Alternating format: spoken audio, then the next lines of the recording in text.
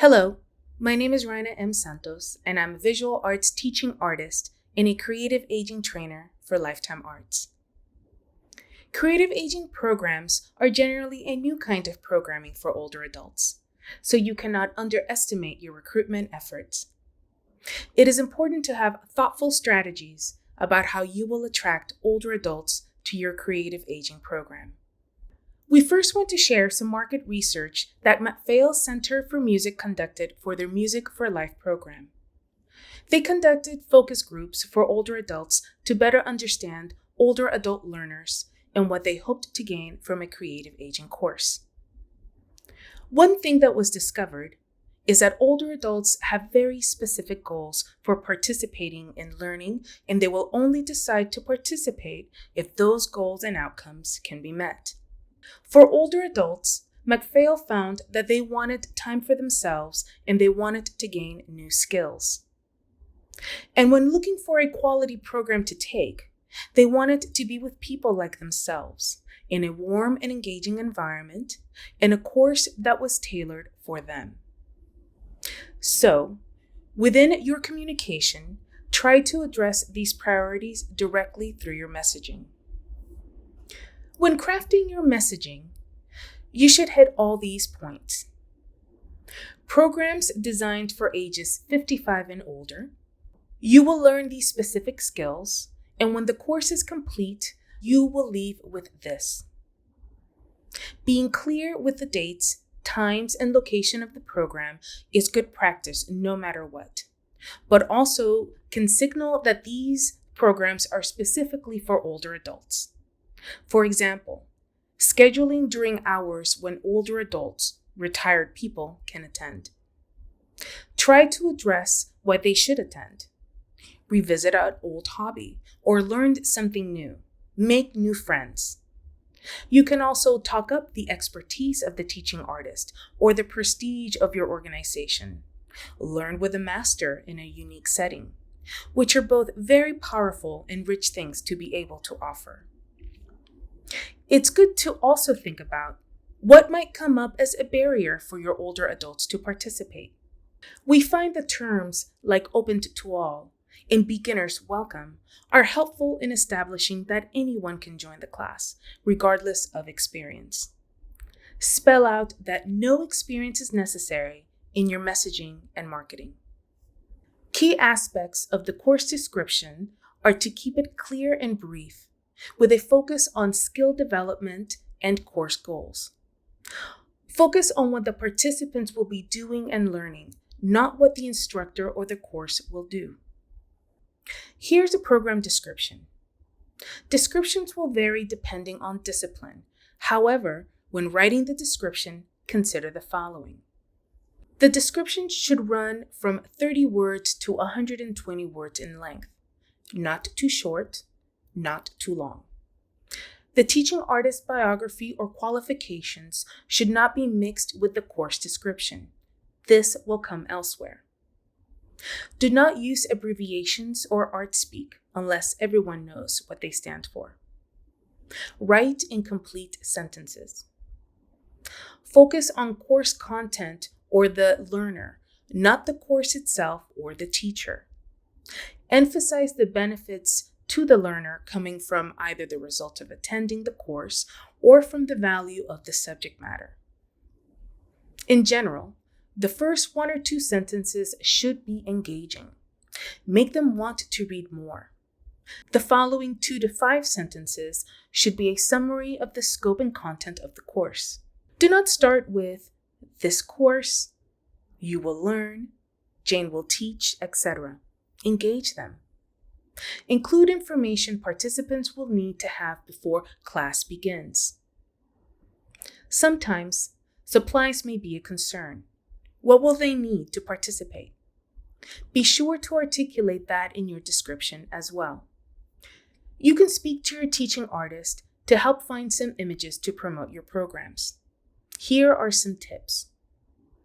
Allow the images you use to help define what the program is about and who the program is for. Show them, don't tell them.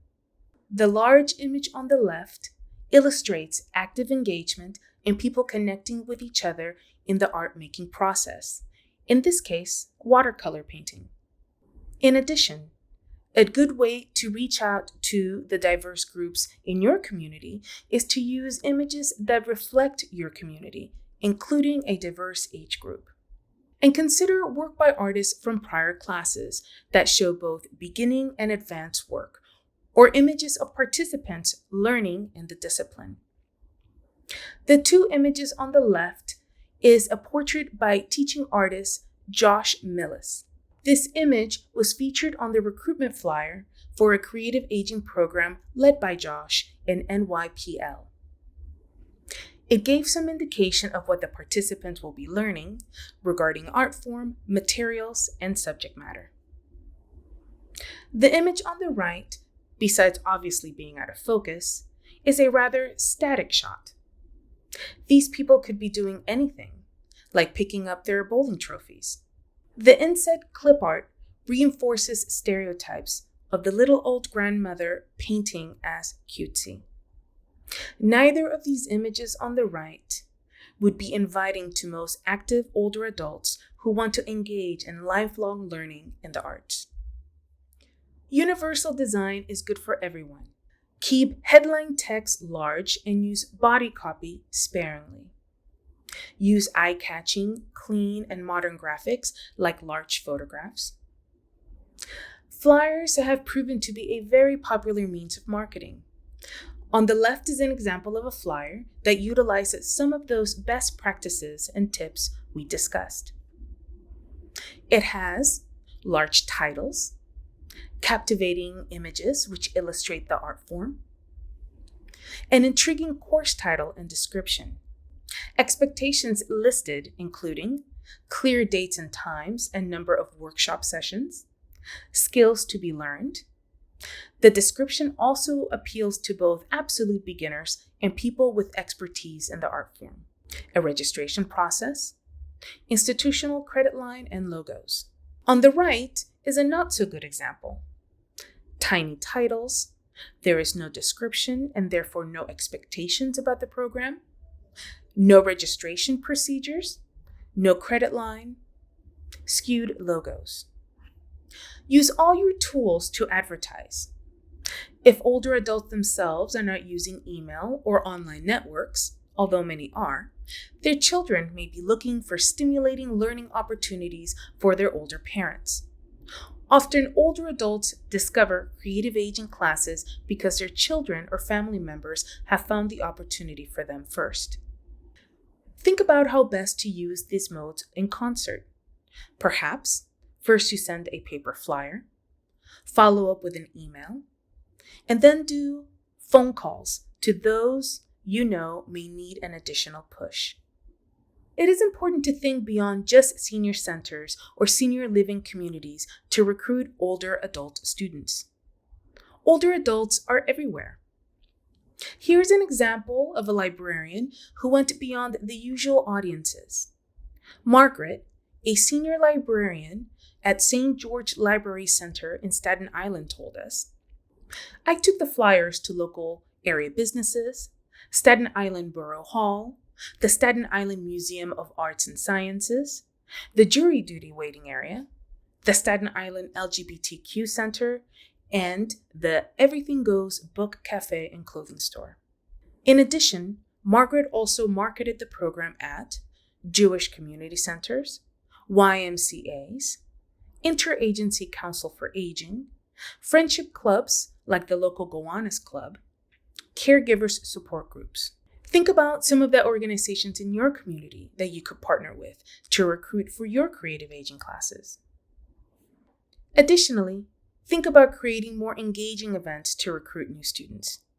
These kinds of events will draw students to your organization or your partners' organizations long before the creative aging program begins. We have seen organizations do a variety of things to introduce their creative aging programs to their community. They give presentations on creative aging and its benefits so that potential students understand this class is different from drop-in workshops or less in-depth arts programming.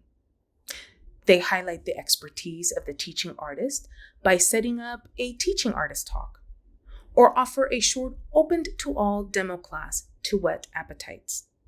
Be creative and think about out-of-the-box ways that creative aging can be introduced to your community.